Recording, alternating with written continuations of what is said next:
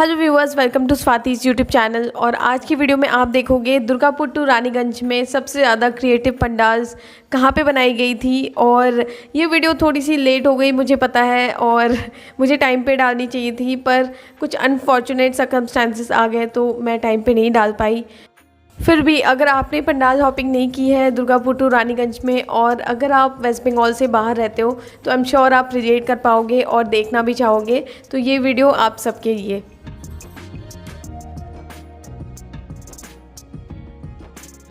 तो इस जगह को मार्कोनी बोलते हैं और यहाँ के पंडाल्स बहुत ही ज़्यादा क्रिएटिव होते हैं। और माँ दुर्गा की आप मूर्ति देखो कितनी ज़्यादा सुंदर है, और पूरे पंडाल में आपको बैम्बू वर्क और वुडन वर्क मिलेगा।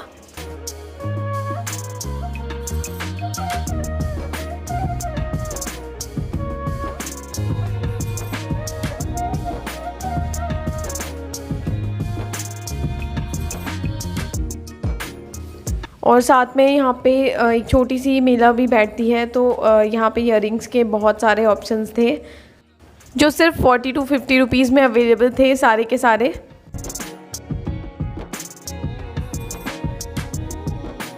तो पूजा में दुर्गापुर घूमने का अलग ही मज़ा होता है। फैमिली के साथ हम रात भर घूमते हैं और कई बारी चाय पीते हैं और खाते पीते रहते हैं।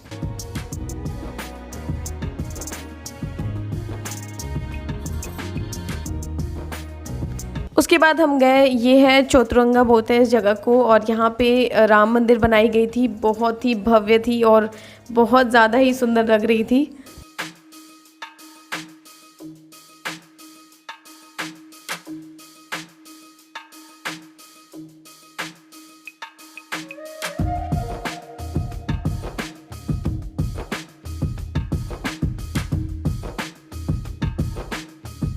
और इस पंडाल में जो वर्क की गई थी, ये आप देख सकते हो, मिट्टी का लेप था ऊपर से, स्पॉन्ज या फॉर्म आप बोल सकते हो उसके ऊपर।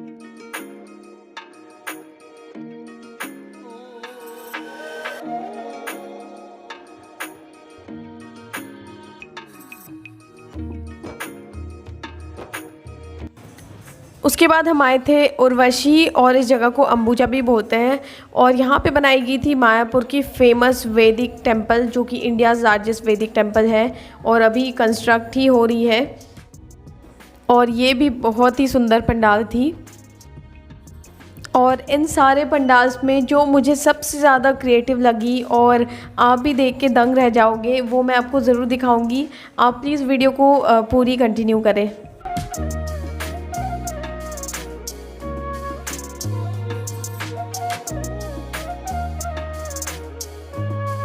तो इस पंडाल के अंदर भी इस्कॉन या फिर आप मायापुर कह लो, पूरा का पूरा जो कॉन्सेप्ट है वो रखा गया था। और जो डिज़ाइंस है वो रेशम के धागे से बनाई गई थी, और मूर्ति भी आप देख सकते हो।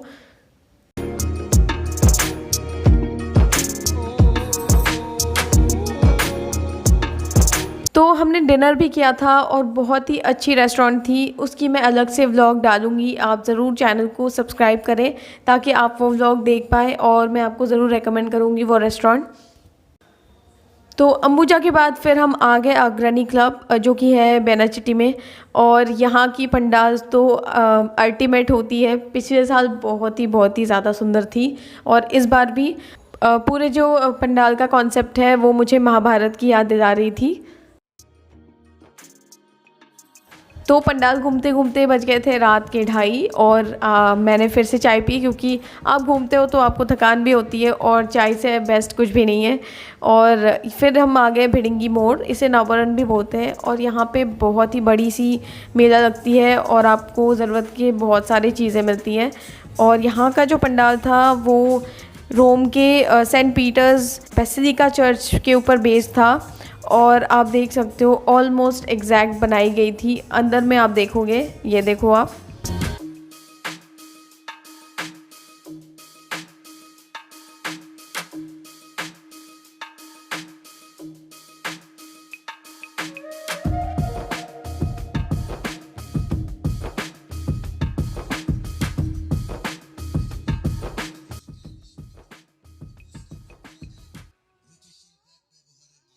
और यहाँ पे कुछ शॉप्स को मैंने एक्सप्लोर किया जो थी ईयरिंग्स के शॉप, क्योंकि मुझे ईयरिंग्स ख़रीदना बहुत अच्छा लगता है। और दिवाली भी आ रही थी और छठ पूजा भी आ रही है, तो उसके डेकोरेशन के लिए भी यहाँ पे बहुत कुछ मिल रहा था। और साथ में बैंगल्स भी मुझे बहुत पसंद आते हैं। तो इस शॉप में बहुत तरह के बैंगल्स थे, कांच के भी और मेटल्स के भी। और मैंने 3 टाइप के कांच के बैंगल्स लिए, बहुत ही यूनिक डिज़ाइंस थे।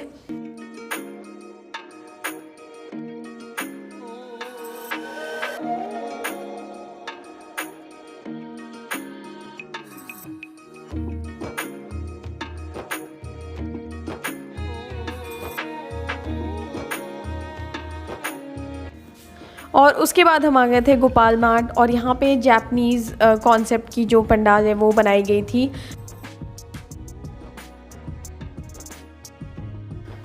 और ये पंडाल भी बहुत ही सुंदर थी।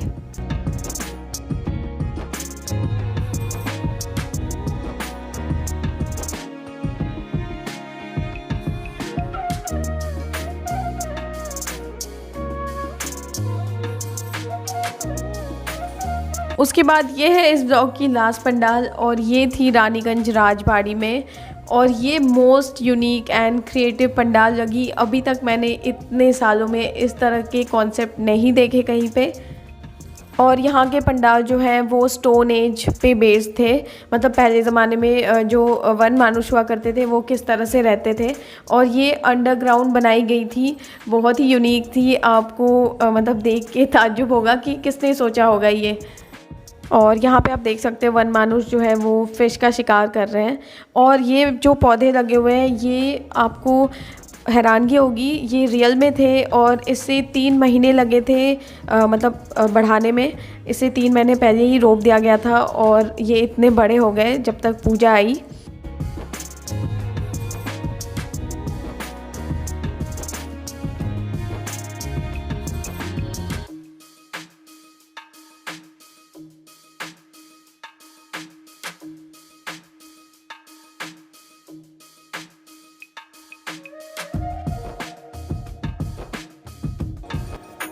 और ये आप देख सकते हो अंडरग्राउंड, ये इतने सारे खुदाई के बाद ये पंडाल बनाई गई है। और ऊपर में जो रूफ़ है वो आपको बांस की मिलती है, मतलब बैम्बू से इसकी रूफ़ बनाई गई है जिससे झोपड़ी बनती है। और कलर के लिए जो भूसी होती है या भूसा लकड़ी की जो पाउडर होती है वो लगाई गई है ब्लैक कलर में।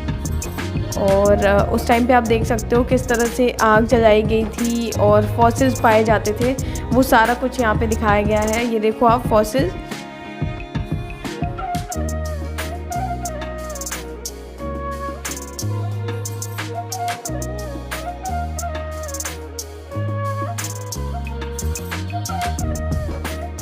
स्पेशल इफेक्ट के लिए यहाँ पे चमगादड़, छिपकली, बिच्छू सारा कुछ लगाया गया था।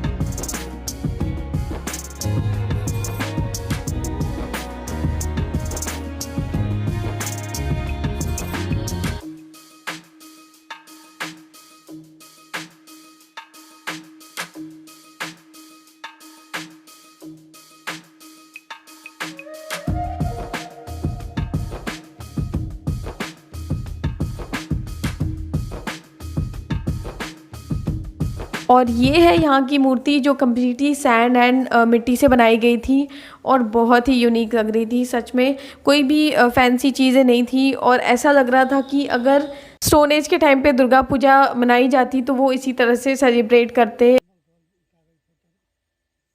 तो पूरी की पूरी जो पंडाल है वो काफ़ी लंबी थी, और ये आर्टिस्ट का नाम भी लिखा हुआ है, रंगजीत रॉय। इन्होंने ही ये पूरा कॉन्सेप्ट सोचा होगा और बनाया होगा मिलके सबके साथ।